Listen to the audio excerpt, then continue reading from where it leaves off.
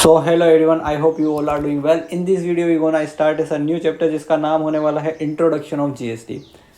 अच्छा सर, अपन इसको कैसे पढ़ेंगे? मैंने बनाए हैं आपके लिए बहुत ही प्यारे प्यारे से सुंदर से नोट्स। तो अपन इससे पढ़ने वाले हैं सर किसको?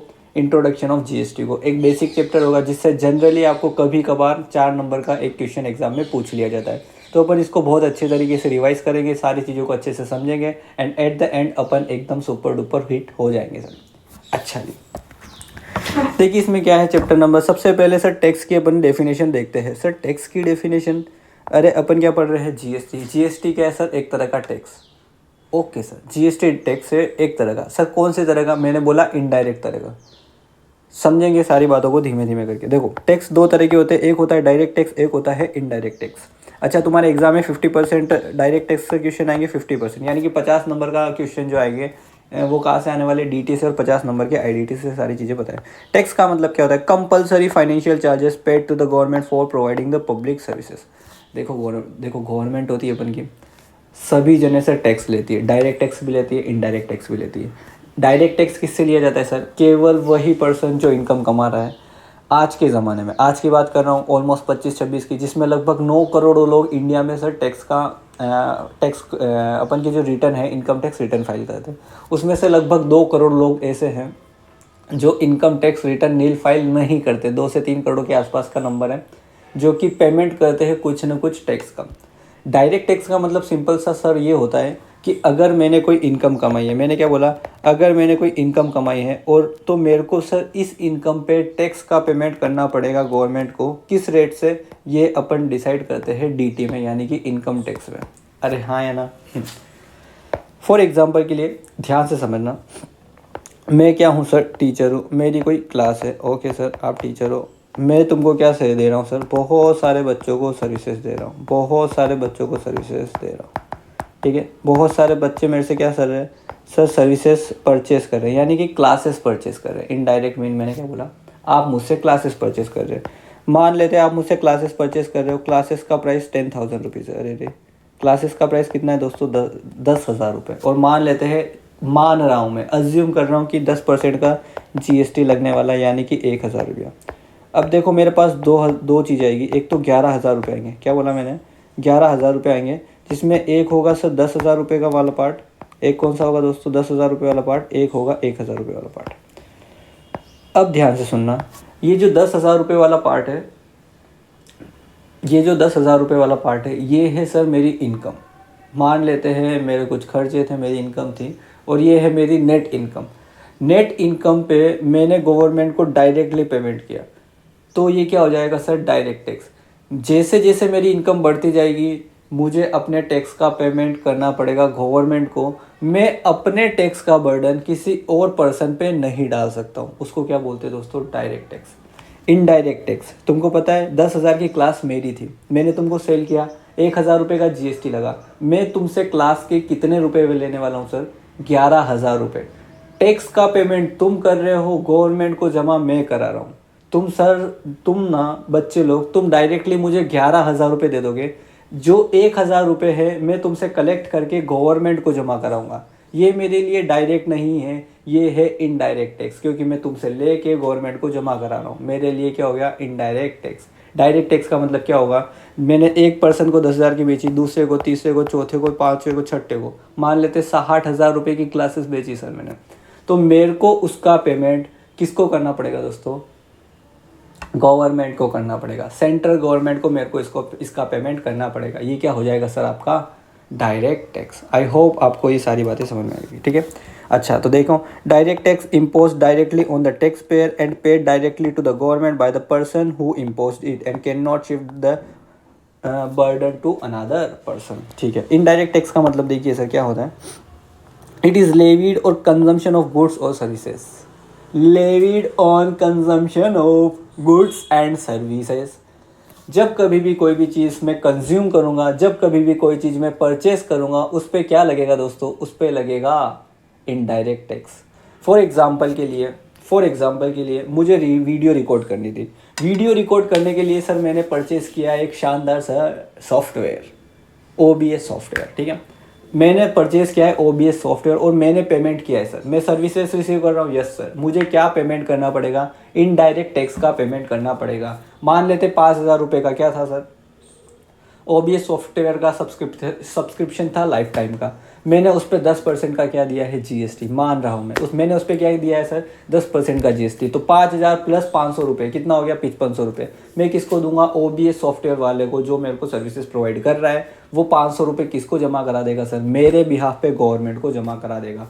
मैं टैक्स का पेमेंट डायरेक्ट ना करते हुए इनडायरेक्टली कर रहा हूँ, इसीलिए इसी को क्या बोलते हैं दोस्तों, indirect tax. Are you getting my point?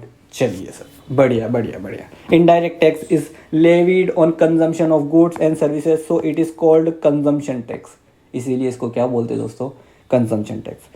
Regressive in nature because they can not based principle of ability to pay, the burden is shifted to the another person.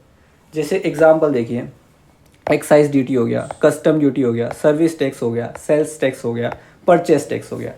अच्छा एक बात बताइए, इनकम टैक्स तो केवल आपकी इनकम पे लगेगा। आई am not saying direct tax, मैं बोल रहा हूँ इनकम टैक्स। जैसे जैसे आपकी इनकम बढ़ती जाएगी वैसे वैसे आप पे टैक्स लगता जाएगा। अरे हाँ या ना? हाँ। वेल्थ टैक्स आपके ऊपर, वेल्थ पे जैसे जैसे आपकी वेल्थ बढ़ती जाएगी वैसे वैसे वेल्थ टैक्स लगता जाएगा। हालांकि अब अभी के ज़माने में यानी कि आज के समय में वेल्थ टैक्स का एग्जिस्टेंस बिल्कुल भी नहीं है दोस्तों, ठीक है। हाँ, एक और होता है सर आपका STT, सिक्योरिटी ट्रांजैक्शन टैक्स। क्या बोला मैंने? एक और होता है दोस्तों आपका STT, सिक्योरिटी ट्रांजैक्शन टैक्स। ये टैक्स भी डायरेक्ट नेचर का होता है, क्योंकि जो पर्सन ट्रांजैक्शन कर रहा है उसको डायरेक्टली गवर्नमेंट को STT का पेमेंट करना होता है। It is not relevance for your examination by the वे।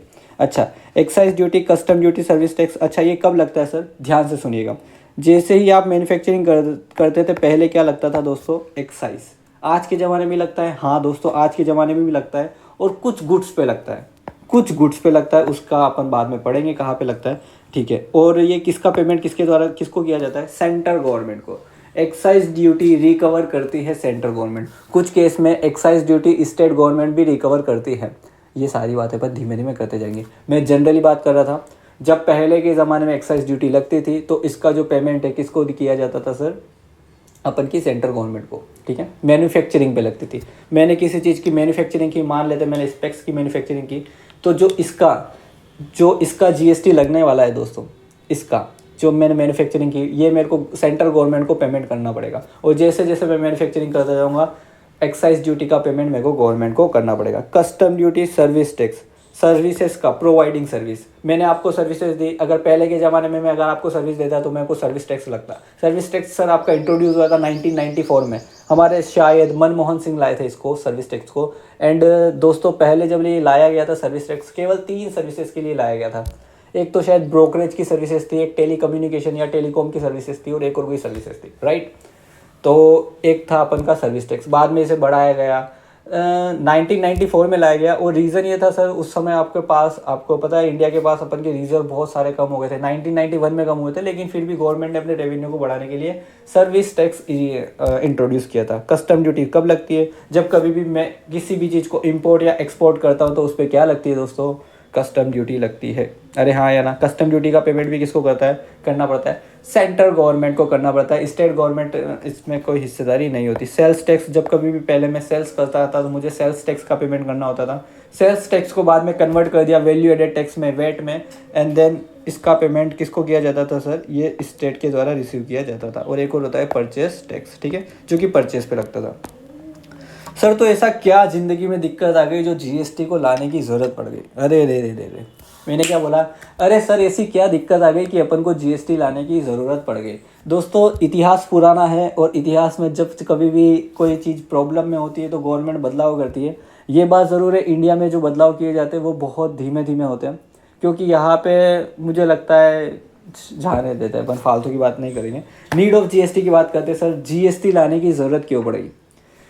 देखो दोस्तों बात ऐसी है, GST में लाने की ज़रूरत इसलिए पड़ी क्योंकि एक कास्केडिंग इफेक्ट होता है, वो होता था, और एक टैक्स ऑन टैक्स। पहले क्या होता था? टैक्स के ऊपर टैक्स लगाया जाता था, जो कि एक वैलिड पॉइंट नहीं था। डबल टैक्सेशन, एक तो आप टैक्स के ऊपर टैक्स लगा रहे हो, एक कास्केडिंग इफेक्ट, ये दो इफेक्ट के कारण सबसे पहले सेल्स टैक्स को हटाया गया और वेट लाया गया। लेकिन वेट में भी एक प्रॉब्लम आ रही थी।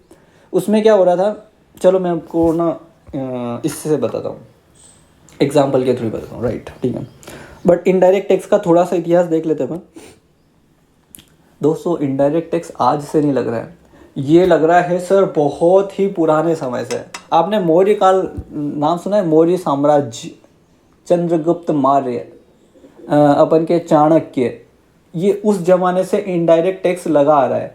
एंड अगर तुमको याद है, अगर तुमने फाउंडेशन को थोड़ा सा भी अच्छे से पढ़ा है तो तुमको पता होगा चाणक्य ने एक बात कही थी सर, और ये बात तुम्हारे इकोनॉमिक्स में लिखी हुई है। सर क्या बोला था चाणक्य ने, जो आप हमें बताना चाहते हैं? चाणक्य ने बोला था, आप ना मतलब जो भी राजा है उसको टैक्स इस तरीके से कलेक्ट करना चाहिए जिस तरीके से मधुमक्खियाँ मधु को एक, मधु आई मीन शहद, हनी को एक छत्ते को, आई डोंट नो क्या बोलते हैं उसको, छत्ते से निकालती है ना। आई मीन सॉरी, एक बार, आई एम रियली सॉरी, मैंने गलत बोल दिया थोड़ा। हाँ, तो मैं क्या बोल रहा था, जिस तरीके से मधुमक्खी हनी बीज होती है जो फूल से स्वीटनेस को निकालती है, उसी तरीके से राजा को कलेक्ट करना चाहिए शहद को, बिना, राजा को कलेक्ट करना चाहिए टैक्स को बिना नुकसान पहुंचाए जनता को। यानी कि इस तरीके से टैक्स को कलेक्ट करना चाहिए कि प्रजा के ऊपर बहुत ज़्यादा बर्डन ना हो, राइट, जो कि आज के ज़माने में बहुत ज़्यादा है सर। आप देखोगे अगर आप 1 करोड़ रुपया कमाते हो किसी बिल्कुल लेजिटिमेट तरीके से, तो सर आपको 35 लाख रुपए का लगभग टैक्स का पेमेंट करना पड़ता है। और उस 65 लाख यानी कि सर, अरे आपने 100 लाख रुपया कमाया, 35 लाख का आपने टैक्स का पेमेंट कर दिया, आपके बचा 35 लाख का आपने पेमेंट कर दिया, आपके पास बचा सर 65 लाख। उस 65 लाख में से आप जितना खर्चा करोगे उतना आपको इनडायरेक्ट टैक्स देना पड़ेगा। तो सर आज की सिचुएशन में इंडिया में जो डायरेक्ट टैक्स इनडायरेक्ट टैक्स बहुत ज़्यादा है। चलो इसकी बात अपन कहीं और करेंगे किसी और लेक्चर में, लेकिन फ़िलहाल मैं जो बोल रहा हूँ वो समझिए कि सर डायरेक्ट टैक्स अपन का इतिहास बहुत पुराना है। पुराने समय में बहुत लंबे समय से डायरेक्ट टैक्स इनडायरेक्ट टैक्स दोनों लिए जा रहे हैं। अच्छा, कस्टम ड्यूटी भी सर बहुत ही लंबे समय से ली जा रही है। तुमको पता है वास्को डी गामा जब 1398 if I am not wrong, या फिर 1498 में जब इंडिया में आया था, तो उसको आने की एक शर्त यही रखी थी कि जब कभी भी वो इंडिया से कोई भी इंपोर्ट करेगा, एक्सपोर्ट करेगा, तो उसको एक परसेंटेज ऑफ पेमेंट इंडियन राजा या इंडियन किंगडम को देना पड़ेगा। ये सारी बातें हुआ करती थी सर, ठीक है चलो। अच्छा, उसके बाद में क्या हुआ, देखो अर्थशास्त्र की बात की गई है। कौटिल्य की एक सिस्टमेटिक डेवलप सिस्टम किया गया था ब्रिटिश राज के द्वारा। कस्टम ड्यूटी लगाई गई थी सर 1962 में, whole of India including the Jammu and Kashmir. अच्छा, उसके बाद excise duty is the tax on goods manufactured in India. It existed in ancient and, बहुत पुराने सर ये सारी बातें, ठीक है। हाँ, लेकिन एक बात क्या है सर, जब जीएसटी आया था तो बहुत सारे इनडायरेक्ट नेचर के जो भी टैक्स थे वो किस में सब्स्यूम हो गए थे? जीएसटी में सब्स्यूम हो गए थे। यानी कि उन सब का अस्तित्व खत्म हो गया था, केवल बचा था तो सर अपन का क्या? Goods and service tax. उसके बाद बात करते हैं सर सेल्स टैक्स की और सर्विस टैक्स की। सेल्स टैक्स भी पुराना है। तुमको पता है नमक कानून, दांडी यात्रा की थी महात्मा गांधी जी ने, रिस्पेक्टेड महात्मा गांधी जी ने दांडी यात्रा की थी, आपको पता है क्या दोस्तों? तो जब दांडी यात्रा की थी तो उन्होंने नमक कानून तोड़ा था, यानी कि नमक को लेके उन्होंने टैक्स पेमेंट नहीं किया था, जबकि उस समय पे नमक पे क्या लगता था दोस्तों? टैक्स लगता था, है ना। तो पहली बार सेल्स टैक्स का एक एग्जाम्पल नमक पे देखा गया था। अरे इंडिया की बात कर रहा हूँ, है ना, ठीक है। तो आफ्टर इंडिपेंडेंस इम्पावर्ड हुआ सा सेल्स टैक्स, जो कि गुड्स और सर्विसेज पे लगता था, और बाद में इसको किस में कन्वर्ट कर दिया सर? वैल्यू एडेड टैक्स में कन्वर्ट कर दिया, ठीक है। अच्छा, सर्विस टैक्स 1994 में लाया था सेंट्रल गवर्नमेंट को। फर्स्ट में जो केवल 3-4 प्रोडक्ट पे लगता था, ये भी बाद में खत्म हो गया, और किस में आ गया सर? बोलो, ये भी अपन का सब्सिडी हो गया था गुड्स एंड सर्विस टैक्स में, ठीक है। उसके बाद देखो पहले के ज़माने में सेल्स टैक्स किस तरीके से काम करता था और कैसे कैसे प्रॉब्लम्स होती थी, वो मैं आपको इस वाले वीडियो में समझा देता हूँ। 2 पर्सन है, you just have to wait for just 1 minute. अब मैं 1 मिनट के अंदर आया, है ना।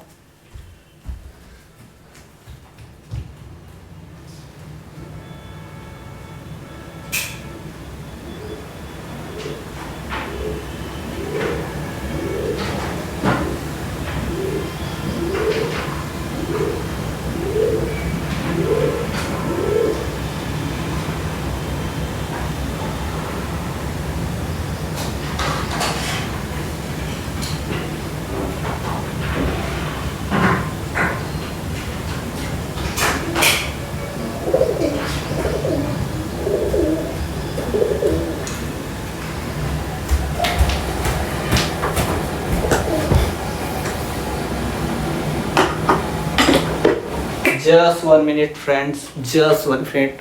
आ गया। ओके।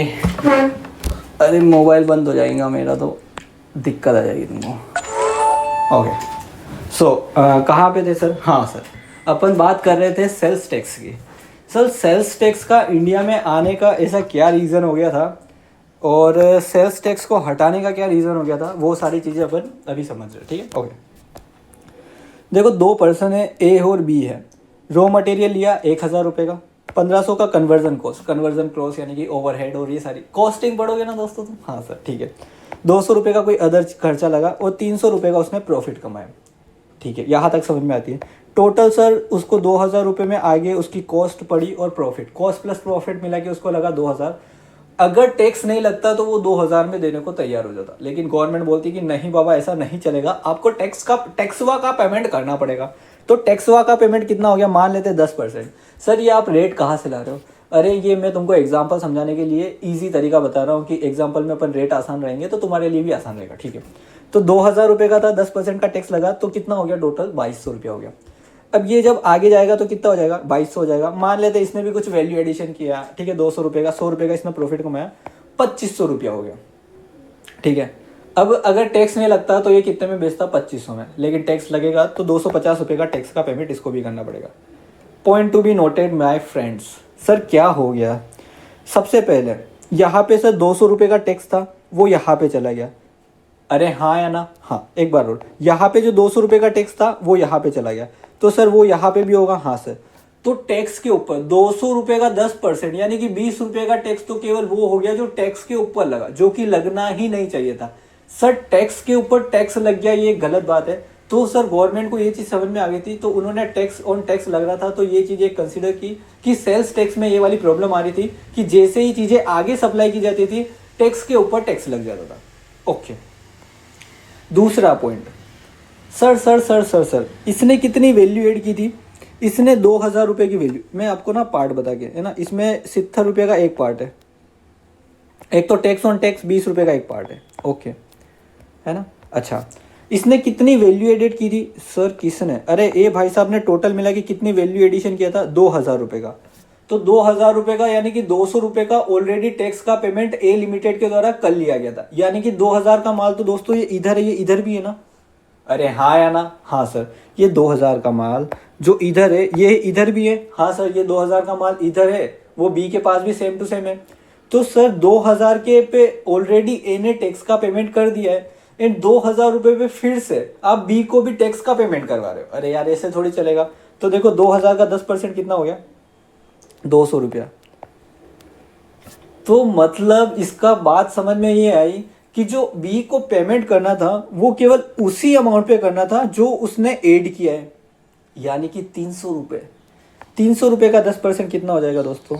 30 रुपया। अब आप देखोगे ना इसको, ये टोटल 250 हो रहा है। यानी कि गवर्नमेंट को जो एक्चुअल में रिसीव्ड करना चाहिए था बी से टैक्स, वो केवल 30 रुपये रिसीव्ड करना चाहिए था, लेकिन गवर्नमेंट ने क्या किया? 250 रुपये पहले उससे ले लिए, 200 रुपये ए से ले लिए और 250 रुपये बी से ले लिए। ऐसा चलेगा क्या दोस्तों? नहीं चलेगा। ये थी एक गलत बात। तो सर इसमें टैक्स ऑन टैक्स लग रहा था और कैस्केडिंग इफेक्ट लग रहा था। कैस्केडिंग इफेक्ट यानी कि ये 2000 इधर भी आ रहा था 2000 के, और टैक्स ऑन टैक्स यानी कि 200 रुपये इधर भी आ रहा था। Are you getting my point? Revision में तो दोस्तों समझ में आ गया होगा, नहीं समझ में आया तो पीछे जाओ, रिवाइज करो, समझ में आ जाएगा। अरे हाँ या ना? ठीक है, ओके दोस्तों, ये बात मेरे को समझ में आ गई कि सेल्स टैक्स में क्या प्रॉब्लम आ रही थी। अच्छा, सेल्स टैक्स मैंने तुमको बताया था जो भी पेमेंट किया जाता था वो सेंट्रल गवर्नमेंट को पेमेंट करते हैं। Sales tax, value added tax का जो भी कंट्रीब्यूशन जाता था वो किसको जाता था सर? वो रेवेन्यू होती थी अपन की स्टेट गवर्नमेंट की। अगर सेंट्रल बोला हो तो माफ कर देना, वो अपन की रेवेन्यू होती थी स्टेट गवर्नमेंट की। ठीक है, तो ए लिमिटेड या ए पर्सन जो भी है 200 रुपये का पेमेंट करेगा स्टेट गवर्नमेंट को जहाँ पे भी वो है। ठीक है, और बी लिमिटेड भी 250 रुपये का पेमेंट करेगा एमपी गवर्नमेंट को जहाँ पे भी वो है। Are you getting my point? ठीक है सर। तो गवर्नमेंट को पता चला यार ये 200 रुपये कौन से, ये 20 रुपये, ये 200 रुपये का ऑलरेडी पेमेंट हो चुका है, इसका पेमेंट बार बार नहीं होना चाहिए। तो उन्होंने आया वैल्यू एडेड टैक्स। अगर तुम नाम देखोगे वैल्यू एडेड टैक्स का तो तुमको आसानी से ये बात समझ में आ जाएगी कि बी ने जितनी वैल्यू को ऐड किया है उतना ही अपन को टैक्स लेना है। अब बी ने कितनी वैल्यू को ऐड किया है सर, बी ने ऐड किया है सर 300 रुपए, तो बी से अपन को केवल 300 रुपए का पेमेंट लेना था। Are you getting my point? हाँ सर, यानी कि केवल 300 रुपए का 10% यानी कि 30 रुपए का पेमेंट लेना था। तो सर प्रॉब्लम थी सेल्स टैक्स में, अपन ने सोल्व कर दिया वेट में। तो सर वेट के बाद फिर जीएसटी लाने की जरूरत क्यों पड़ी? अरे बोलो बोलो बोलो। इसके भी सर 2-4 रीजन है। उनमें से एक रीजन ये है कि गवर्नमेंट चाहती थी कि यार पूरे देश में ना एक तरह का वेट लगे। प्रॉब्लम क्या है दोस्तों, जब कभी भी स्टेट गवर्नमेंट होती है तो स्टेट गवर्नमेंट हर जगह अलग अलग तरह के टैक्स लगाती है, क्योंकि स्टेट के हाथ में पावर है। तो कोई 10% लगा रहा है, कोई 12%, कोई 25%।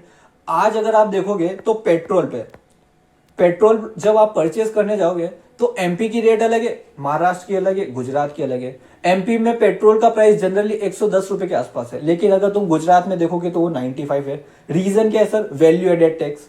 एक रीजन तो ये हो गया, ठीक है सर, एक रीजन ये हो गया। इसके अलावा भी कोई रीजन है? हाँ सर, इसके अलावा भी एक रीजन है।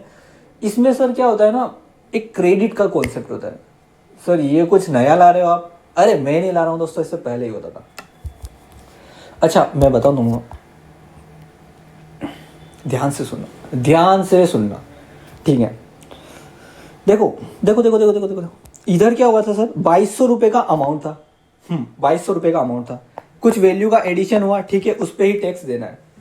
तो पता है होता क्या था, पहले गवर्नमेंट क्या करेगी, पूरा, अच्छा इसमें से प्रॉफिट को हटा देगी। 2200 में से 200 रुपये का प्रॉफिट था तो उसको हटा देगी और 2000 रुपये पूरे हो जाएंगे, ठीक है। 2000, उसके बाद 200 ये और एक और कितने, 100 रुपये, ये कितने हो जाएंगे टोटल, 2300 रुपये। तो गवर्नमेंट जो 2300 रुपये का टैक्स लेगी वो 10% कितना आएगा, 230। उसके बाद गवर्नमेंट क्या करेगी, ये जो 200 रुपये का ऑलरेडी टैक्स का पेमेंट हो चुका है, क्या बोला मैं, ये जो 200 रुपये का ऑलरेडी टैक्स का पेमेंट हो चुका है, इसका बी को क्या दे देगी, क्रेडिट दे देगी।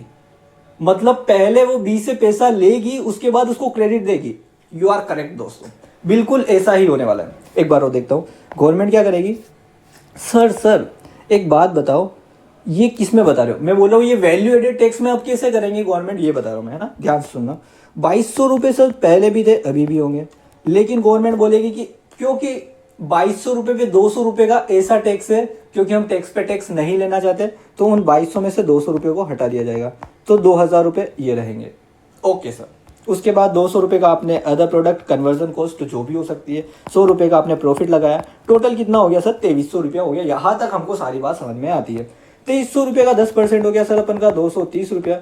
230 रुपया जैसे ही हुआ, वैल्यू एडेड टैक्स पढ़ रहे हैं, value added tax, sales tax अपन ने पढ़ लिया कि उसमें क्या प्रॉब्लम थी, वैल्यू एडेड टैक्स। अब गवर्नमेंट क्या बोलती है, ओ हो, आपने क्या किया, 200 रुपये का ऑलरेडी आप टैक्स का पेमेंट कर चुके हो, 200 रुपये ए ने ऑलरेडी टैक्स का पेमेंट कर लिया है, तो गवर्नमेंट बोलती है बी भाई साहब आपको टैक्स का पेमेंट नहीं करने का है, नाइब हो। सर ये नई भाषा सीख रहे हो यार, छोड़ो यार, क्या लिख रहे हो सर, ठीक है। तो ये 200 रुपये का आपको टैक्स का पेमेंट नहीं करना है, तो अल्टीमेटली आपको वेट में 30 रुपये का ही पेमेंट करना है, जो जनता भी चाहती थी और जो गवर्नमेंट ने भी समझा और उसी हिसाब से टैक्स का पेमेंट किया कि 30 रुपये का ही आपको आगे जाके टैक्स का पेमेंट करना है। Are you getting my point? हाँ जी सर, बात समझ में आ गई। तो सर वेट से, हाँ एक रीज़न तो आपने बताया कि फिर अपन सर वैल्यू एडेड टैक्स से अपन जीएसटी में क्यों गए, तो क्योंकि गवर्नमेंट चाहती थी दोस्तों कि एक ही टैक्स रहे पूरे भारत में। तो एक रीज़न तो ये हो गया, क्योंकि वैल्यू एडेड टैक्स में हर स्टेट अपना अपना टैक्स अपनी अपनी मनमानी चलाता था, तो गवर्नमेंट ने बोला नाइब हो, ठीक है, ओके। यहाँ तक सर सारी बातें समझ में आ गई, ये मिटा दूंगा, चलो जाने दो। तो सर पता है प्रॉब्लम क्या आई, जो ये क्रेडिट की मैं बात कर रहा हूँ ना, कौन सा क्रेडिट सर, कौन सा क्रेडिट, अरे ये वाला क्रेडिट, 200 रुपये का जो क्रेडिट दिख रहा है ना दोस्तों, इसकी बात कर रहा हूँ। ये जो क्रेडिट है ना, ये तभी अवेलेबल होता है जब मैंने माल को परचेज भी किया है एमपी से और सेल भी किया है एमपी में। क्या बोला मैंने, ये वाला क्रेडिट पहले वैल्यू एडेड टैक्सेस में तभी एप्लीकेबल होता था जब मैंने चीजों को परचेज भी किया है एमपी से और सेल भी किया है एमपी में, तभी इसका मैं क्रेडिट पिछले वाले में ले सकता था। पिछले वाले यानी कि वैल्यू एडेड टैक्स वाला जो भी अपन का सिस्टम था उसमें मैं ले सकता था। लेकिन आज के जमाने में, क्या बोला, लेकिन आज के जमाने में सर ये सारी चीजें अलाउड है। आप किसी भी स्टेट में टैक्स का पेमेंट करें आपको उसका क्रेडिट मिल जाएगा। ये अपन आगे पढ़ेंगे। Done done done done done done done done.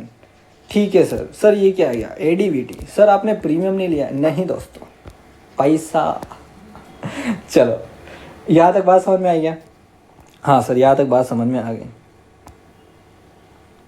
तो ये सारी चीज़ें प्रॉब्लम कास्केडिंग इफेक्ट खत्म हो गया, मल्टीपल अलग अलग टैक्स नहीं लगाने। सर एक और ये रीज़न हो गया ना सर, कैसे? अरे पहले क्या होता था, सेल्स टैक्स लगता था, ऑक्ट्राइड ड्यूटी लगता था, इंटरटेनमेंट टैक्स, ये अलग अलग तरह के टैक्स लगते थे। गवर्नमेंट ने क्या किया, सबके लिए एक जीएसटी बना दिया और जीएसटी के हिसाब से आपको टैक्स का पेमेंट करना पड़ेगा, क्रेडिट आपको हम दे देंगे। अरे हाँ या ना? ठीक है सर, समझ गए समझ गए समझ गए। सर अभी तक अपन ने केवल 2 ही पेज पढ़े। अरे ये थोड़ा आपके लिए बेसिक है ना, ठीक है। देखो आगे देखो, the distribution of taxation power in India is outline in the 7th schedule of Indian constitution which has been 3 list.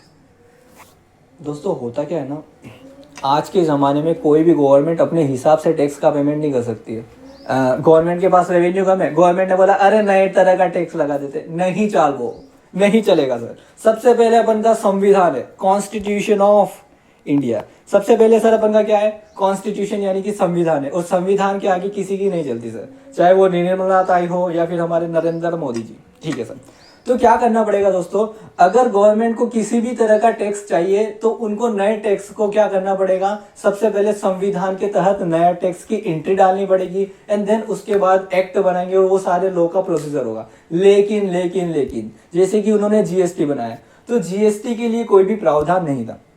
मेरी बात को समझो, 3 तरह की लिस्ट होती है, यूनियन लिस्ट, स्टेट लिस्ट, और एक और कौन सी होती है, कॉन्करेंट लिस्ट। क्या बोला मैंने?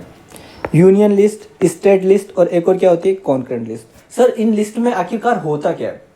इन लिस्ट में गवर्नमेंट को पावर दिया गया है कि आप इन इन चीजों से रिलेटेड क्या बना सकते हो, इन इन चीजों से रिलेटेड क्या बना सकते हो, बोलो बोलो बोलो। आप इन इन चीजों से रिलेटेड कानून बना सकते हो, लॉ बना सकते हो, है ना। फॉर एग्जाम्पल के लिए गवर्नमेंट यानी कि कॉन्स्टिट्यूशन की यूनियन लिस्ट में पावर दिया गया है सेंट्रल गवर्नमेंट को कि आप सेंट्रल गवर्नमेंट आप चाहो तो आप इनकम टैक्स एक्ट बना सकते हो। तो entry number if I am not wrong 83 है या 84, 83 है या 84, I am just confuse about it. Okay, so शायद एंट्री नंबर 83 होनी चाहिए। एंट्री नंबर 83 में इनकम टैक्स से रिलेटेड पावर है, 84 में किससे रिलेटेड पावर है, कस्टम से, 85 में, ऐसे लेके 97 तक सर, ऐसे लेके 97 तक गवर्नमेंट ने अपने, सेंट्रल गवर्नमेंट ने अपने, मतलब कॉन्स्टिट्यूशन ने सेंट्रल गवर्नमेंट को पावर दे रखी है कि आप इन इन चीज़ों से रिलेटेड क्या बना सकते हैं, लॉ बना सकते हैं। ठीक है, जैसे कि कस्टम से रिलेटेड पावर कहाँ पे, 84 में। तुमको पता है 97 में पता है क्या पावर है? तुम छोटे मोटे जैसे कि सेस हो गया ना अपन का, हेल्थ एंड एजुकेशन सेस 0.4%, 0.5%, ये सेस लगा सकते हो। पता है जब पहली बार सर्विस टैक्स आया 19, ध्यान से सुनना, जब पहली बार अपन का टैक्स आया सर्विस टैक्स 1994 में, तो जो गवर्नमेंट ने सर्विस टैक्स का जो इन्वॉल्वमेंट किया ना, लगाना चालू किया ना, वो एंट्री नंबर 97 से किया। हाँ, उन्होंने बोला हम तो केवल छोटा मोटा टैक्स लगा रहे, और बाद में उन्होंने इसी टैक्स को इतना बड़ा कर दिया। चलो ये सारी बातें तो आपके काम की नहीं है। ठीक है, यूनियन लिस्ट में अगर तुम जनरली देखोगे ना, तो यूनियन डिफेंस, अब एक बात बताओ, किसी भी कंट्री के डिफेंस को कोई स्टेट रूल करेगा या एक central government? Obviously central government, है ना। अरे हाँ या ना? हाँ। तो डिफेंस से रिलेटेड पॉलिसी का पावर किसके पास है? यूनियन के पास है। एटॉमिक एनर्जी का पावर, फॉरेन अफेयर्स से रिलेटेड जितने भी पावर है वो किस में है सर? यूनियन लिस्ट में। आपका इनकम टैक्स भी इसी में आता है, आपका कस्टम ड्यूटी भी इसमें आता है, ये सारी चीज़ें इसमें आती है, राइट।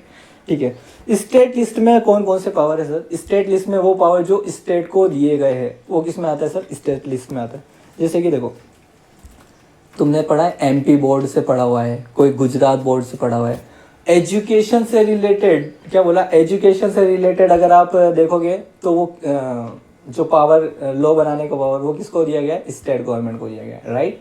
अच्छा, इसी तरीके से अगर आप देखोगे तो हेल्थ केयर से रिलेटेड, इसी तरीके से अगर आप देखोगे तो पुलिस फोर्स से रिलेटेड। तुमको पता है, तुम जब कभी भी जाओगे अलग अलग स्टेट में, उनकी जो पुलिस फोर्स होगी वो अलग अलग ड्रेसअप में होगी, उनका जो यूनिफॉर्म होगा वो डिफरेंट होगा। अरे हाँ या ना? हाँ।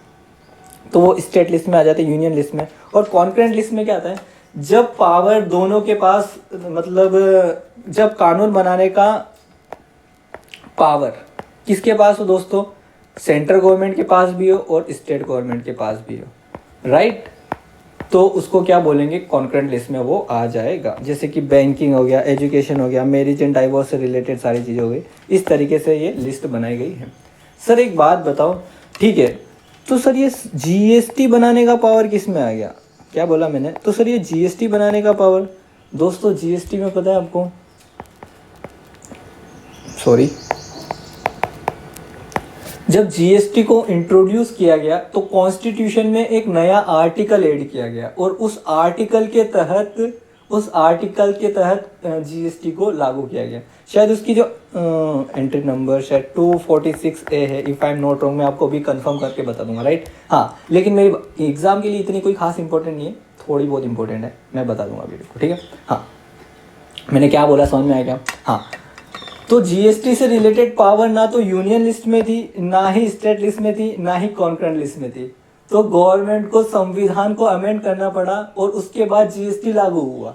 तो कहने का मतलब ये गवर्नमेंट खुद से होके उनके पास उतनी वो नहीं है पावर कि वो कॉन्स्टिट्यूशन को बिना अमेंड किए आपसे टैक्स का पेमेंट करवा सके, चाहे फिर वो सेंट्रल गवर्नमेंट ही क्यों ना हो। अरे हाँ है ना, संविधान की पावर को समझो दोस्तों, अरे हाँ है ना। चलो देखो, concept of framework of GST,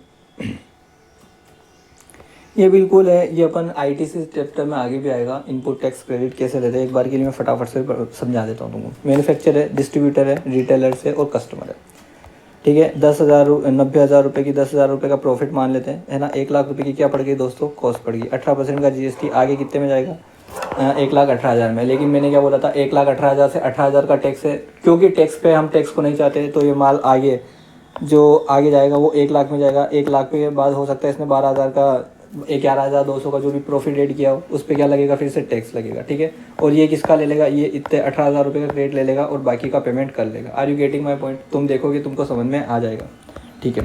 framework of GST, GST दोस्तों ड्यूअल फ्रेमवर्क है, ड्यूअल मॉडल जीएसटी, यानी कि ड्यूअल जीएसटी मॉडल है। इसमें सर जीएसटी का पेमेंट होता है सीजीएसटी और एसजीएसटी को। सर ये क्या है, ये नए नाम सुनने को मिल रहे हैं, आपने पहले तो कभी बताया नहीं।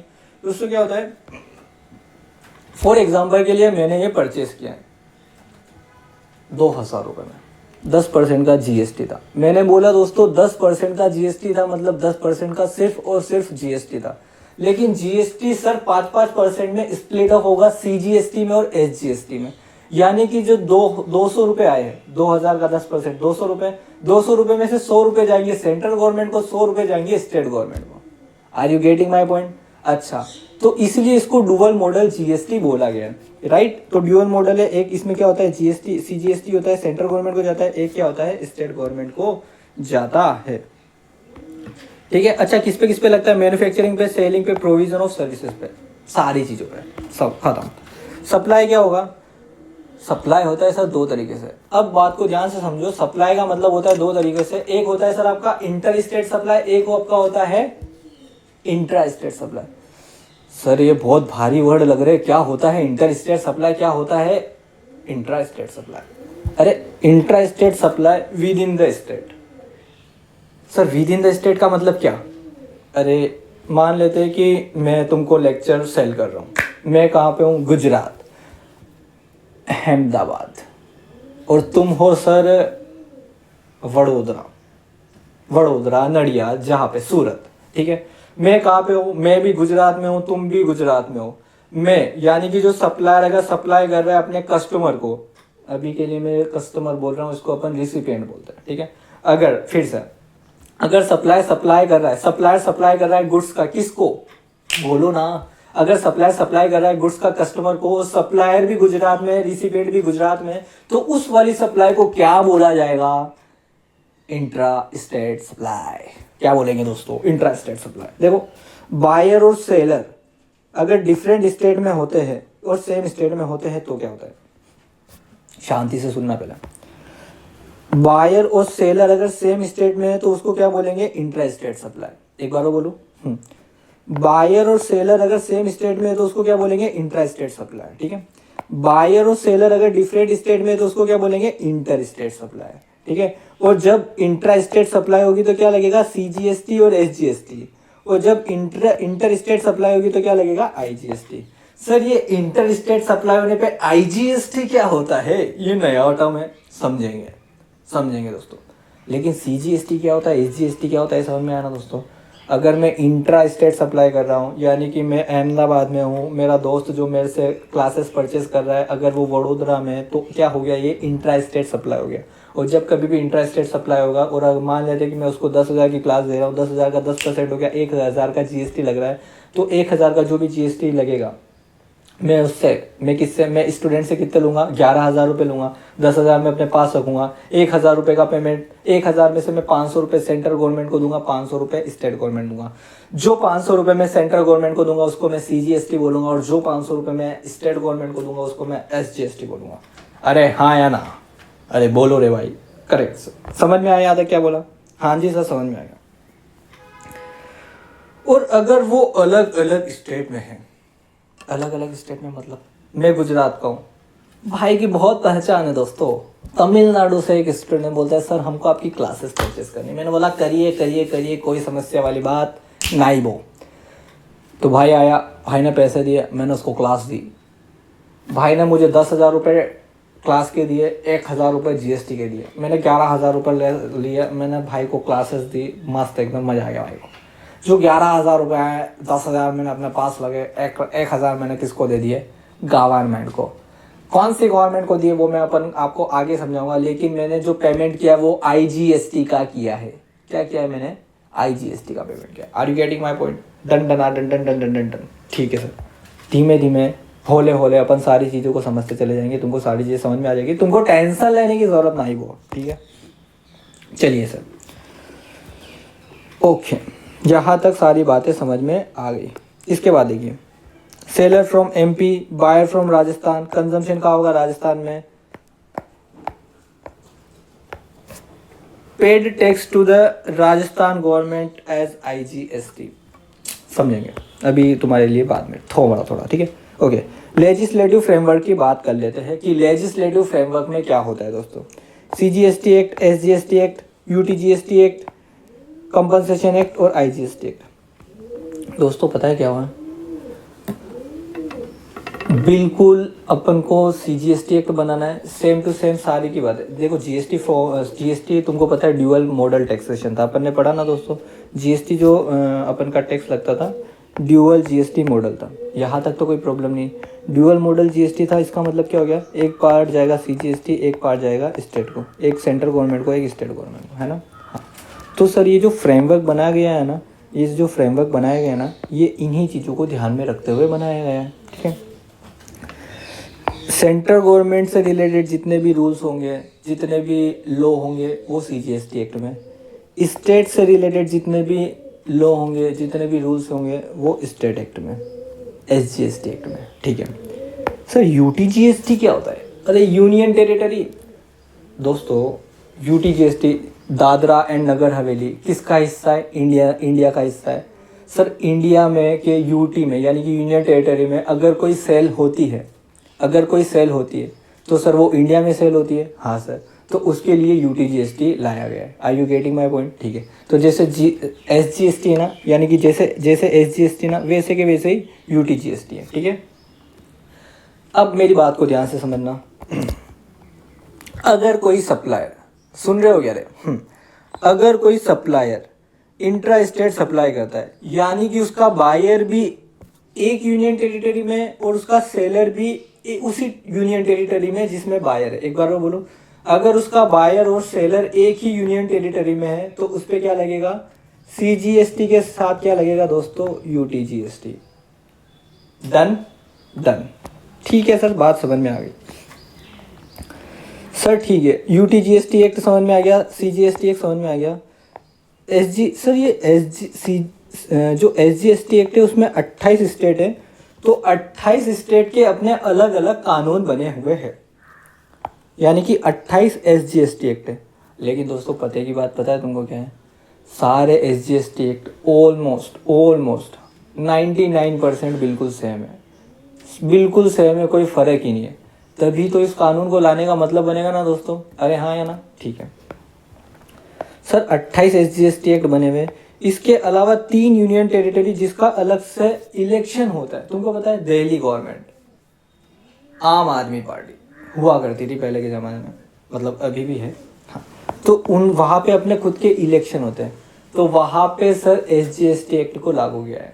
Are you getting my point, ठीक है। इसी तरीके से पांडुचेरी में भी क्या होते हैं दोस्तों, इलेक्शन होते हैं। जम्मू एंड कश्मीर, इसमें भी क्या होते हैं दोस्तों, इलेक्शन होते हैं। तो इनके लिए UTGST एक्ट लागू नहीं होगा, इनके लिए स्टेट गवर्नमेंट का इनका खुद का ये अपना SGST एक्ट बना के चलेंगे, करेक्ट, डन। और एक और होता है सर IGST एक्ट, ठीक है सर। एक और होता है आपका goods and service compensation to state cess act. ये आया था सर केवल ऑन स्पेसिफाइड लग्जरी आइटम पे होता है, ऑन डीमेरिट गुड्स जैसे कि पान मसाला, इरिटेटेड वाटर, इन सब पे लगता था ये सर। और जब कभी भी लॉस होगा गवर्नमेंट को, उसलिए ये वाला लगाया गया था। अभी इसको 5 साल के लिए एक्सटेंड किया गया है, 2026 तक इसका रिलेवेंस रहने वाला है। एग्जाम पर्पज से तुम्हारे लिए काई काम का नहीं वो, ठीक है sir. GST act on goods and service tax is levied on all goods and service except alcoholic liquor for human consumption. और ये 5 आइटम, इन सबको छोड़ के, इन 5 आइटम को छोड़ के, इन 5 आइटम को छोड़ के हर एक गुड्स पे, सब गुड्स की डेफिनेशन अपन आगे वाले चैप्टर में पढ़ेंगे, लेकिन एक बार के लिए मैं तुमको जस्ट ऊपर से आइडिया दे देता हूँ। गुड्स का मतलब क्या होता है, गवर्नमेंट ने बोला हम हर एक उस आइटम पे GST लगाएंगे जिसको आप मूवमेंट कर सकते हो। ईयरबड्स मूवेबल है, ये मूवेबल है, स्पेक्स मूवेबल है, यानी कि जितने भी मूवेबल आइटम है उस पे अपन क्या लगा के चलेंगे दोस्तों, GST लगा के चलेंगे। ये किसने बोला सर, ये एक्ट ने बोला है, एक्ट की डेफिनेशन ने बोला है कि गुड्स की डेफिनेशन क्या होती है, और गुड्स की डेफिनेशन गवर्नमेंट ने ये बताई है। लेकिन जब गवर्नमेंट ने बनाई कि गुड्स की डेफिनेशन ये होती है कि एनीथिंग जो कि मूवेबल है उसको, उस पे अपन GST लगाएंगे, तो उसमें तो सर पेट्रोल भी आ गया, alcoholic liquor for human consumption भी आ गया। तो गवर्नमेंट ने बोला रुको, इन सारी चीज़ों को अपन बाहर करते हैं, इन पे टैक्स लेवी ही नहीं होगा। गवर्नमेंट ने क्या बोला, इन पे हम टैक्स को लेवी ही नहीं करेंगे। और 5 आइटम के लिए गवर्नमेंट ने बोला कि इनको हम फ्यूचर में जब हम चाहेंगे तब से लगाएंगे, और अभी तक गवर्नमेंट ने इनको लगाया नहीं है। Are you getting my point, ठीक है सर, ठीक है। तो alcoholic liquor for human consumption, ऐसी शराब जो इंसानों के ह्यूमन कंजम्पशन के लिए, उस पर GST नहीं लगेगा। Petroleum crude, high speed diesel, motor car, aviation, turbine fuel और एक और नेचुरल गैस, इस पे भी GST लगाने की रिक्वायरमेंट नहीं वो, ठीक है। तो सर इस पे GST नहीं लगता है तो कुछ नहीं लगता है होगा, अरे सटिया गया है भाई, गवर्नमेंट फ्री में कुछ भी नहीं देने वाली। तो गवर्नमेंट इनको ज़्यादा, क्योंकि एक तो ऐसी चीज़ है जैसे कि alcoholic liquor for human consumption, ये मैन्युफैक्चरिंग पे इस पे एक्साइज ड्यूटी लगती है, और सेल्स पे इस पे CST और वेट लगता है। सर ये CST क्या होता है, वेट तो समझ में आ गया, वैल्यू एडेड टैक्स।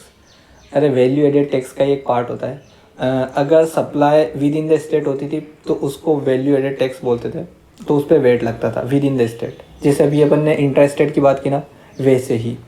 और अगर सप्लाई आपने इंटर स्टेट की है तो पहले सेंट्रल सेल्स टैक्स लगता था, जो कि लगाती अपन की कौन थी, सेंट्रल गवर्नमेंट थी, लेकिन कलेक्ट किसके द्वारा किया जाता था, स्टेट गवर्नमेंट के द्वारा किया जाता था। सर आप क्या बोल रहे हो, सब ऊपर से जा रहा है, बिल्कुल इतना भारी कर दिया आपने।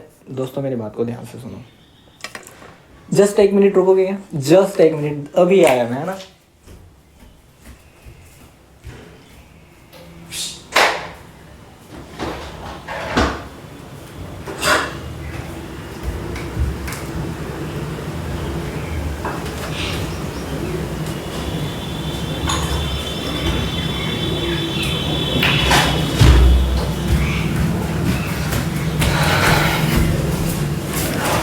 Thank you.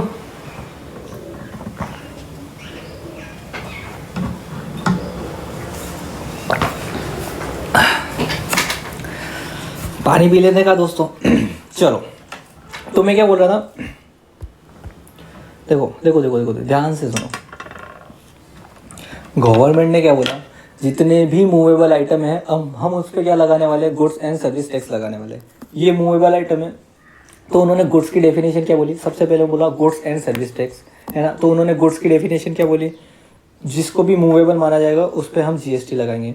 फिर गवर्नमेंट ने बोला कि रुको रुको रुको रुको, हम कुछ आइटम पे जीएसटी नहीं लगाने वाले हैं, जैसे कि alcoholic liquor for human consumption, और 5 और आइटम बताए उन्होंने, जिनका नाम है petroleum crude, high speed diesel motor, aviation turbine fuel और पेट्रोल और नेचुरल गैस। ये 5 आइटम पे उन्होंने बोला कि हम जीएसटी लगाएंगे फ्यूचर डेट से, जब हम डिसाइड करेंगे, लेकिन उन्होंने अभी तक ऐसा कुछ चीज़ को डिसाइड नहीं किया। ठीक है, तो सर इसका मतलब इस पर कोई भी चीज़ नहीं लगती है? मैंने बोला नहीं दोस्तों, इस पर लगता है, वो अपन डिसाइड करेंगे। ठीक है, डिसाइड नहीं करेंगे मतलब बताऊंगा मैं आपको। Alcoholic liquor for human consumption, जब इसका मैन्युफैक्चरिंग होता है तो इस पर स्टेट एक्साइज ड्यूटी लगता है, राइट। अच्छा, और जब इसको सेल्स करते हो तो आप इस पर वैल्यू एडेड टैक्स और सीएसटी लगा सकते हो। यही रीज़न है दोस्तों, यही रीज़न है कि गुजरात गवर्नमेंट ने alcoholic liquor for human consumption को पूरी तरीके से बैन कर रखा है। एंड इसका नुकसान किसको हो रहा है? गुजरात गवर्नमेंट को, यानी कि गुजरात की जो स्टेट गवर्नमेंट हो उसको नुकसान हो रहा है। यही रीज़न है एमपी में आज भी क्या चलता है दोस्तों, लीकर फॉर ह्यूमन कंजम्पशन, यानी कि alcoholic liquor for human consumption चलता है। ठीक है, ठीक है, ठीक है। उसके बाद पेट्रोल, क्रूड, डीजल, ये सारी चीज़ों, ये 5 आइटम है, इस पर सेंट्रल एक्साइज ड्यूटी लगती है, सीएसटी और वेट लगता है। यही रीज़न है कि दोनों का प्राइस पेट्रोल का अगर आप देखोगे तो हर स्टेट में अलग अलग होता है। टोबैको पे क्या लगता है सर? सेंट्रल एक्साइज ड्यूटी और जीएसटी लगता है, वैल्यू एडेड टैक्स नहीं लगता है। मैंने क्या बोला, जीएसटी सिर्फ इन 5 आइटम को छोड़ के पे नहीं लगता है, इनको छोड़ के हर एक पे लगता है। यानी कि टोबैको का अगर आप सेल करोगे, टोबैको का अगर आप सेल करोगे तो क्या लगेगा? जीएसटी लगेगा, और अगर आप इसका मैन्युफैक्चरिंग करोगे तो सेंट्रल एक्साइज ड्यूटी लगेगा। इसी तरीके से कुछ ये नार्कोटिक ड्रग्स है, इस पे स्टेट एक्साइज ड्यूटी लगता है और जीएसटी लगता है। और रियल एस्टेट सेक्टर पे देखोगे तो out of the admit of GST, यानी कि उस पर जीएसटी नहीं लगता है। सर ये लिस्ट काम की है क्या? हाँ, एक बार जस्ट देख के चले जाना, बहुत ज़्यादा डिफिकल्ट नहीं है, जो मैं बोलूँगा उस पर ध्यान रखना। सर मैन्युफैक्चरिंग पे कुछ लगता है क्या? नहीं बाबा, मैन्युफैक्चरिंग पे आज के ज़माने में कुछ नहीं लगता है, लेकिन अगर आप मैन्युफैक्चरिंग करते हो, ये जो मैंने आइटम बताया इनका, तो इनका सेंट्रल एक्साइज ड्यूटी और स्टेट एक्साइज ड्यूटी से रिलेटेड कार्यक्रम बन जाता है। अगर आप सेल करते हो इन 5-6 आइटम को छोड़ के, तो सब पे किसी का लगाना है सर, अपन को जीएसटी लगाना है। अगर आप टोबैको की सेल करते हो, टोबैको की सेल की बात कर रहा हूँ, सेल या परचेस होता है टोबैको, तो उस टोबैको का, तो उस पर क्या लगेगा सर? उस पर लगेगा अपन का जीएसटी। लेकिन अगर आप उसका मैन्युफैक्चरिंग करते हो तो क्या लगेगा? उसका central excise duty. Done done done done done done done done, ठीक है, ध्यान रखोगे क्या दोस्तों? हाँ, एक बात का ध्यान रखना, एक और मैंने क्या बोला था, जो अब आपका alcoholic liquor for human consumption है, जो आपका alcoholic liquor for human consumption है, वो आपको सप्लाई कहाँ करना पड़ेगा? वो स्टेट गवर्नमेंट लगाती है। तो अगर उसका मैन्युफैक्चरिंग करना है तो उस पर स्टेट की एक्साइज ड्यूटी लगेगी। यही रीजन है कि तुमको पता होगा कि 2000 लीटर अवैध शराब पकड़ी गई, 2000 लीटर, 1500 लीटर अवैध शराब पकड़ी गई, क्योंकि उन पे उन्होंने टैक्स नहीं दिया था, तो वो क्या हो जाती है? इलीगल हो जाती है। Are you getting my point? Yes sir, ठीक है। Tax which are subsume in GST, ऐसे कौन कौन से टैक्स है जो कि जीएसटी में सबस्यूम हो चुके हैं? तो इनका जस्ट नाम पढ़ लेना, पढ़ लोगे ना, ठीक है। उसके बाद बेनिफिट ऑफ जीएसटी, क्या क्या बेनिफिट होंगे देख सकते हो सर। कास्केडिंग इफेक्ट खत्म हो गया, टैक्स ऑन टैक्स खत्म हो गया, आप आसानी से क्या ले सकते हो? क्रेडिट ले सकते हो। मेक इन इंडिया में आपको बेनिफिट मिल रहा है, ईज ऑफ डूइंग बिजनेस, है ना, 1 GST 1 country, 1 tax 1 country, right, ये सारे बेनिफिट है, you just go for it. अच्छा, सॉरी, अभी ये आर्टिकल आ गया 249A। मैंने बोला था ना कि कौन से आर्टिकल, शायद मैंने 246A बोल दिया था गलती से, जबकि ये 269 है। याद रखोगे? हाँ सर, याद रह जाएगा। तो इंटर स्टेट सप्लाई में क्या लगता है? आईजीएसटी लेवी होता है, सेंट्रल गवर्नमेंट कलेक्ट करती है, रेवेन्यू को बाद में डिस्ट्रीब्यूट करती है। सर ये क्या पढ़ा है आपने? समझ में नहीं आया? तुमको याद है? हाँ सर याद है, आपने आईजीएसटी इंटर स्टेट सप्लाई पढ़ा था। हाँ, अरे हाँ, इंट्रा स्टेट सप्लाई बना था, जिसमें सेलर और बायर सेम स्टेट का होता है, तो अपन इंट्रा स्टेट सप्लाई सीजीएसटी और एसजीएसटी लगता है। एक हिस्सा मैंने बताया था 100 रुपया सेंट्रल गवर्नमेंट को जाएगा, 100 रुपया स्टेट गवर्नमेंट को जाएगा, अगर 2000 की पेंसिल को मैं सेल कर रहा हूँ एक ही स्टेट में। ये बात मैंने बताई थी। हाँ सर, ये बात आपने बताई थी। अगर मैं अलग अलग स्टेट में हूँ तो क्या करेगा? मैं बोलूंगा उस पर आईजीएसटी लगेगा। अब मेरी बात को ध्यान से सुनो, इंटर स्टेट सप्लाई पे क्या लगेगा दोस्तों? आईजीएसटी लेवी लगेगा। सेंट्रल गवर्नमेंट सारा अमाउंट, मैंने इसको आउट ऑफ, मैंने क्या बोला? मैंने इसको आउट ऑफ गुजरात, अभी मैं गुजरात में हूँ, मैंने इसको तमिलनाडु में सेल किया, क्या लगेगा? IGST लगेगा। हाँ सर IGST लगेगा। रेवेन्यू का डिस्ट्रीब्यूशन किया जाएगा consuming benefit state, consuming state benefit के हिसाब से। मतलब क्या हो गया सर? ध्यान से सुनना, मैंने इसको गुजरात वाले को सेल किया, सॉरी मैं गुजरात में था, मैंने इसको सेल किया MP वाले को, MP ने आगे महाराष्ट्र वाले को सेल कर दिया, महाराष्ट्र ने आगे तमिलनाडु वाले को सेल। तो जिस स्टेट में इसका एक्चुअल में कंजम्पशन हो रहा है, क्या बोला मैंने? जिस स्टेट में इसका एक्चुअल में कंजम्पशन हो रहा है उस वाले स्टेट में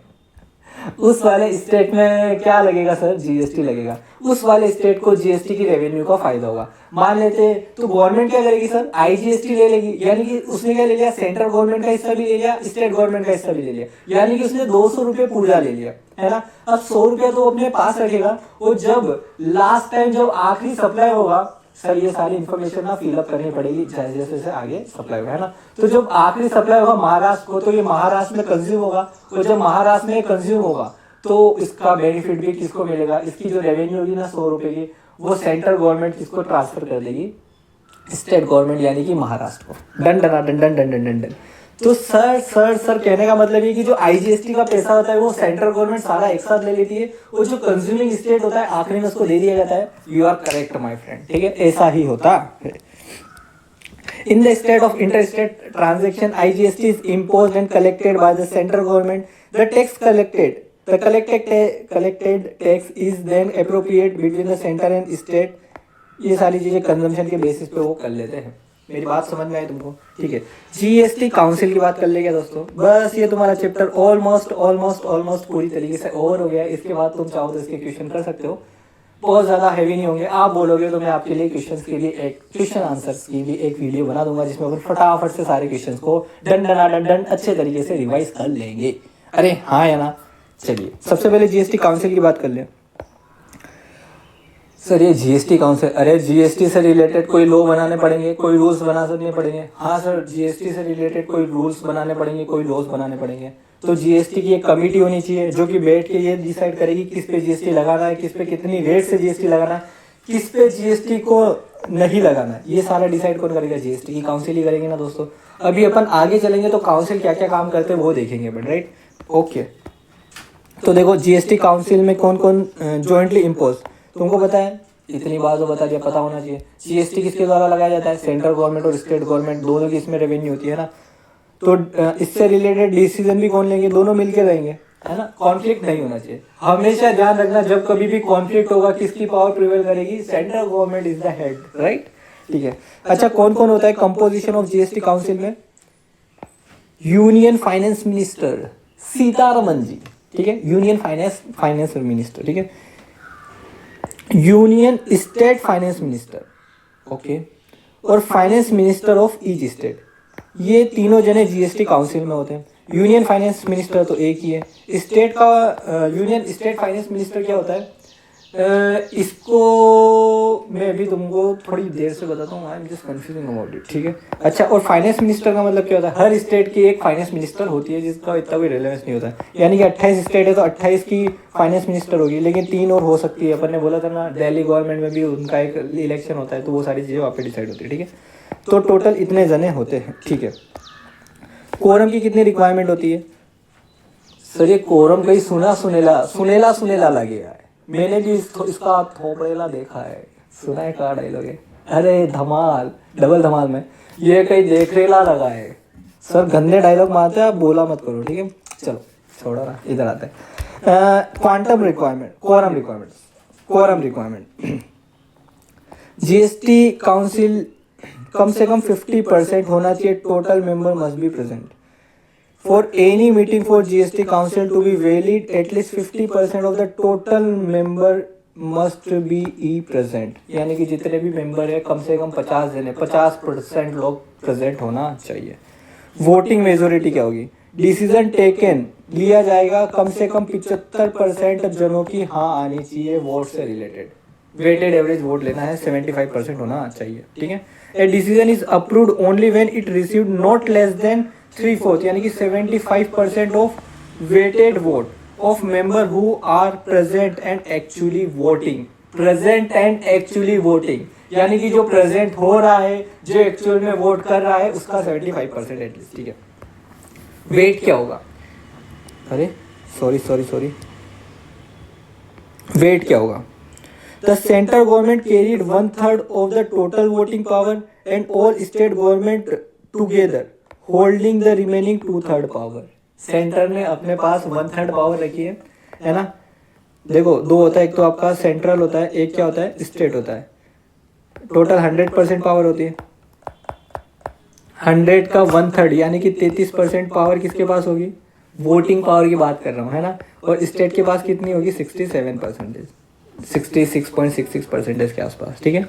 ओके, ये वोटिंग पावर की बात कर रहा हूँ मैं, ठीक है। तो जितने भी प्रेजेंट होंगे उसमें से जितने भी वोट करेंगे, तो जो सेंट्रल गवर्नमेंट के एक वोट की पावर होगी वो 33% होगी, है ना। फॉर एग्जाम्पल के लिए उनको कोई डिसीजन लेना है और उस पर 100% हाँ चाहिए, तो अगर वो हाँ के लिए वोट करते हैं तो 33% जब वो वोट करेंगे अप्रूवल के लिए तो उनकी तरफ से हाँ हो जाएगी। एंड बाकी के 28 स्टेट को टोटल मिला के 1/3 पावर दी गई है। Are you getting my point, are you getting my point, है ना। 1/3 यानी कि कितना,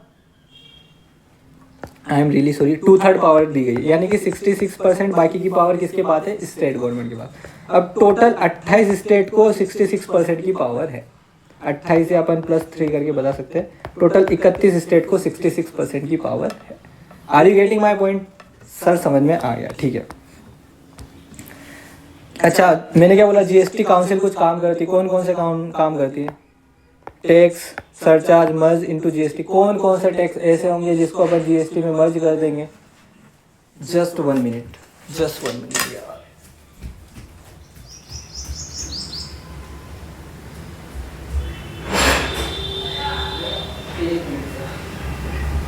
पानी है भी।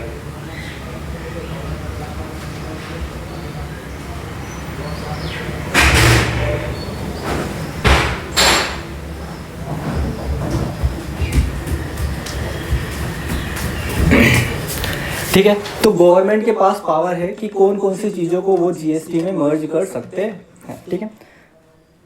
कौन कौन सी चीज़ों यानी कि कौन कौन से टैक्सेस को वो जीएसटी में मर्ज कर सकते हैं, ठीक है। उसके बाद कौन कौन किस पे टैक्स लगाना है, किन वाले गुड्स और सर्विसेज को एग्जेम्प्ट करना है, ठीक है। रूल्स बना सकते हैं, है ना। आईटीसी का अपॉर्शनमेंट कैसे होगा, प्लेस ऑफ सप्लाई से रिलेटेड रूल्स, ये अपन आगे पढ़ेंगे दोस्तों। Threshold limit for the registration, threshold limit का मतलब क्या है। फॉर एग्जांपल अगर मेरे को बिजनेस करना है और मेरी लिमिट, मेरा जो टर्नओवर है, टर्नओवर यानी कि एक तरीके से आप समझ लो कि जितना भी मैं सप्लाई कर रहा हूँ उसकी वैल्यू, जितना भी मैं सेल कर रहा हूँ उसकी वैल्यू अगर 40 लाख से ज़्यादा है तो मेरे को क्या लेना पड़ेगा, रजिस्ट्रेशन लेना पड़ेगा। तो वो लिमिट को डिसाइड करने की पावर किसके पास होगी, काउंसिल के पास होगी, ठीक है। रेट का स्ट्रक्चर क्या होगा, है ना, ये सारी चीज़ें भी, सॉरी मेरी पेन डिस्चार्ज हो गई दोस्तों, है ना। तो रेट का स्ट्रक्चर क्या होगा, ये सारी चीज़ें भी कौन डिसाइड करेगा दोस्तों, ये सारी चीज़ें भी अपन की सेंटर जीएसटी काउंसिल डिसाइड करके चलेंगी, ठीक है। उसके बाद स्पेशल प्रोविज़न, है ना, ये सारी चीज़ें, मैकेनिज्म 5-6 याद कर लेना, तुम्हारा काम बन जाएगा, ठीक है। ओके दोस्तों, आई होप आपको सारी बातें समझ में आई होगी, है ना। वीडियो अच्छा लगा हो तो आप रिवाइज कीजिएगा अच्छे से, ठीक है। बहुत ज़्यादा समय लिया, अगर आपको चाहिए कि मैं इसके लिए फटाफट से एक छोटू सा शॉर्ट वीडियो बना दूँ तो वो भी मैं आपके लिए बना सकता हूँ। इससे रिलेटेड अपन फटाफट से क्वेश्चन कर लेंगे। नेक्स्ट चैप्टर जल्दी आएगा आपके रिवीजन के लिए। मैं उसको आपके एग्जाम से पहले सारे लेक्चर, इंटर की बात कर रहा हूँ, सीए में इंटर से रिलेटेड बात कर रहा हूँ, सारे आपको नोट्स प्रोवाइड कर दो, सारे आपके लिए रिवीजन वीडियो ला दूँ और सारे जितने भी क्वेश्चन है फटाफट से अपन उनको सॉल्व कर दे, सो दैट आप हो जाओ sir super duper hit. I hope आपको वीडियो पसंद आई होगी। लाइक शेयर सब्सक्राइब कीजिएगा दोस्तों, ओके। सो